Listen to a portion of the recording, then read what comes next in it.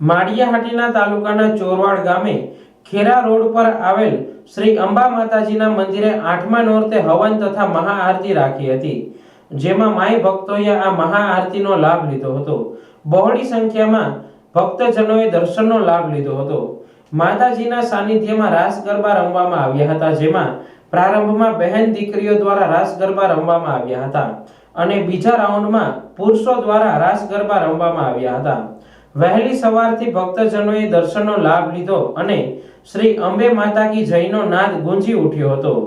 માળિયા તાલુકાનું ગામ ચોરવાડથી હું પાઠક પાયલ ખેડા રોડ ઉપર આવેલા અંબા માતાજીના મંદિરે આજ રોજ 8મા નોરતે ભવ્યથી ભવ્ય મહાઆરતીનું આયોજન કરવામાં આવ્યું હતું, જેમાં બહોળી સંખ્યામાં ભક્તજનોએ લાભ લીધો હતો।